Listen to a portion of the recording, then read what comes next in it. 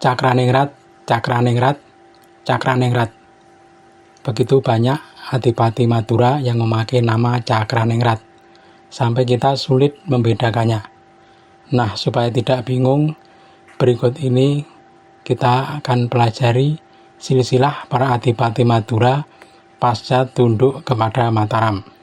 Pada waktu Panembahan Jurukiding menaklukkan Madura, yang menjadi adipati di Sampang adalah Raden Prasena. Dari sekian adipati di Madura, hanya adipati di Sampang yang menyatakan tunduk kepada Mataram. Para adipati lain banyak yang tewas, terbunuh, atau melarikan diri. Adipati Sampang kemudian dibawa ke Mataram untuk menghadap Sultan Agung. Oleh Sultan Agung, adipati Sampang diangkat anak dan diberi nama Pangeran Cakraningrat I. Kemudian namanya menjadi Panembahan Cakraningrat I. Panembahan Cakraningrat I mempunyai putra bernama Demang Maloyo. Dia kemudian menggantikan sang ayah sebagai adipati di Sampang. Demang Maloyo tewas dalam peristiwa pemberontakan Pangeran Alit di alun-alun Mataram pada masa Sunan Amangkurat Agung. Waktu itu Demang Maloyo berusaha membujuk Pangeran Alit agar mengurungkan tekadnya, tetapi justru ditikam sang pangeran. Demang Maloyo mempunyai anak bernama Trunojoyo, tetapi waktu itu masih kecil, sehingga jabatan adipati diberikan kepada sang adik bernama Raden Undaan. Raden Undaan oleh Sunan Amangkurat Agung diberi nama Pangeran Cakraningrat II. Kekuasaannya di Madura sempat direbut oleh Trunojoyo dan dikurung di Lodoyo. Setelah Trunojoyo kalah perang melawan Sunan Amangkurat II, Cakraningrat II dikembalikan kedudukannya sebagai adipati di Madura. Pada perang suksesi Jawa I, Cakraningrat II memihak kepada Pangeran Adipati Puger, dan ketika Pangeran Adipati Puger naik tahta bergelar Sunan Pakubuwono I, Cakraningrat II diberi gelar Panembahan Cakraningrat II. Panembahan Cakraningrat II terus mengabdi hingga peristiwa penyerangan pasukan Kompeni ke Pasuruan untuk menaklukkan Adipati Wironagoro, atau yang terkenal dengan nama Untung Suropati. Sepulang dari perang di Pasuruan, Panembahan Cakraningrat II wafat di Kamal. Maka Panembahan Cakraningrat II juga dikenal dengan sebutan Panembahan Cakraningrat Siteng Kamal. Artinya Panembahan Cakraningrat yang meninggal di Kamal. Jabatan Adipati Madura selanjutnya dipegang oleh sang putra Raden Sosronagoro. Raden Sosronagoro juga memakai nama Pangeran Cakraningrat III. Pemerintahan Pangeran Cakraningrat III ini bersamaan dengan terjadinya Perang Surabaya antara pasukan Kartosuro melawan pasukan Adipati Joyopuspito. Waktu itu Cakraningrat III menghadapi perlawanan sang adik yang bernama Raden Surodiningrat. Cakraningrat III terdesak dan minta bantuan Kompeni.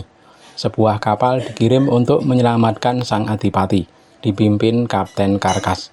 Saat Pangeran Cakraningrat naik kapal terjadi insiden akibat salah paham. Cakraningrat III pun tewas di kapal sehingga mendapat sebutan Panembahan Cakraningrat Siteng Kapal. Sunan Pakubuwono I kemudian menunjuk Raden Surodiningrat, adik dari Cakraningrat III sebagai adipati Madura, dan juga memakai nama Pangeran Cakraningrat IV. Cakraningrat IV cukup lama mengabdi di Kartosuro dan terlibat di dalam berbagai peristiwa, antara lain menangkap Pangeran Purboyo di Lamongan. Namun ketika masa pemerintahan Mangkurat Jawi, hubungan Cakraningrat IV dengan Kartosuro kurang harmonis. Sempat membaik pada masa Pakubuwono II, tetapi kemudian memburuk. Dia terlibat perselisihan dengan Patih Notokusumo saat terjadi Perang Pacina. Cakraningrat IV kemudian juga berselisih dengan Kompeni. Cakraningrat IV merasa ditipu oleh Nicholas Harting. Ketika Harting bertugas di Surabaya, pernah menjanjikan Sumenep dan beberapa wilayah di Jawa, seperti Jepara, Pasuruan, Jipang, atau Lamongan, jika Cakraningrat IV mau memerangi pasukan Cina. Tetapi Kompeni tak kunjung menyerahkan wilayah tersebut. Cakraningrat IV mulai menaklukkan wilayah pesisir timur Pulau Jawa. Bahkan Sumenep yang menjadi wilayah Kompeni juga diganggu. Kompeni lalu mengerahkan pasukan di bawah pimpinan Kapten Keser. Kapten Keser berhasil mengalahkan pasukan Cakraningrat IV di wilayah pesisir timur Pulau Jawa. Kompeni kemudian menurunkan seorang admiral untuk menggempur Madura, hingga Panembahan Cakraningrat IV mengungsi ke Pulau Bawean.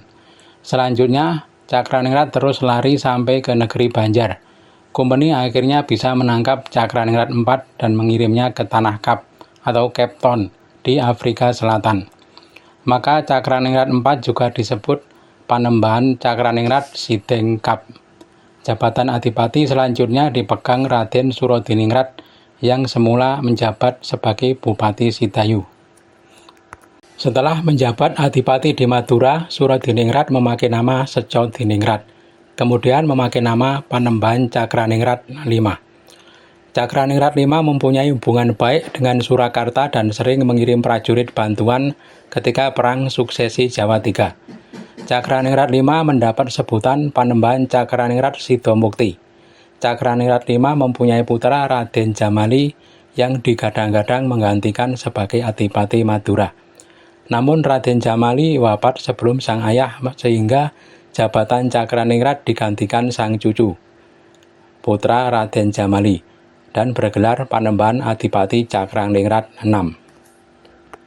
Ketika Panembahan Cakraningrat VI wafat, yang menggantikan adalah sang paman, adik dari Raden Jamali, lalu bergelar Panembahan Cakraningrat VII.